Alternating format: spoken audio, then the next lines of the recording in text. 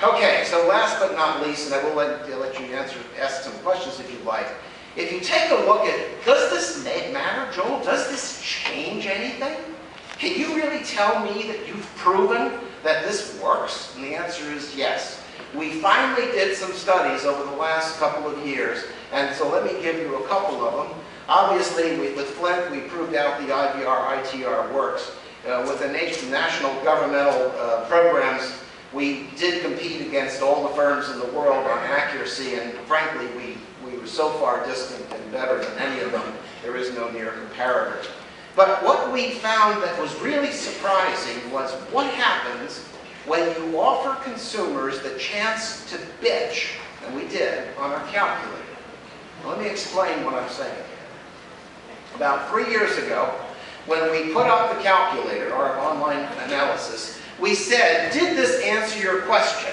And one of the things that surprised me was the reaction I got from some of our own staff. Joel, you're not going to want to read this because, you know, consumers are just going to bellyache and complain. And so we started to see the responses, and sure enough, we found some errors with rates and errors with this and that and links that were broken. But at the end of the day, very quickly, what we saw were consumers thanking us for the online analysis. Let me explain what I'm saying here. Customer has no benefit in filling out that response on the lower right-hand part of our calculator. There's nothing good that happens because of that. So what would you expect when consumers go and, you know, use it? They're going to bitch. It's natural. Not true. 95% of the comments coming back are thank yous for helping me understand where my energy goes and what I can do about it. Which means the real number is closer to 98 or 99 because there was no reason for them to say something. The other item was, what do they complain about when they're not so nice? Believe me, everybody in this room that ever handles a customer call knows what people are complaining about today. And that is the general tragedy of our economy in general across this country has created some tragic situations where fragile people are, frankly, in real financial trouble. That's going to be with us for a while. But what was interesting was the tone. And the tone was, you've helped me understand something that I can now do something about.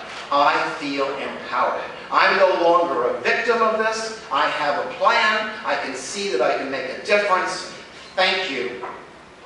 I think that's unbelievable.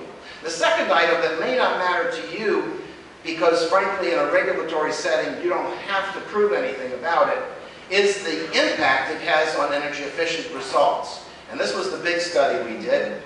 It turns out that when people are exposed to this information, they use less energy because they have a sense of control. They do understand the thermostat. They do understand where the energy is going. And so the interesting part of this is there is a co-impact here. By just being a good steward with them on understanding the bill, they actually use a little less energy. It turns out it's about 3 or 4%. The 7% comes if you run competitions. If you actually run a competition in schools and run a competition on energy efficient ideas, you'll get more emotion on that. Okay, we have just about a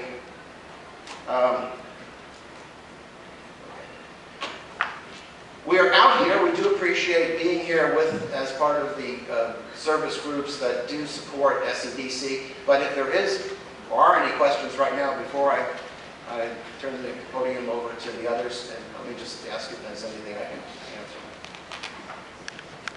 answer. I'll be hanging around. Go ahead, Emily.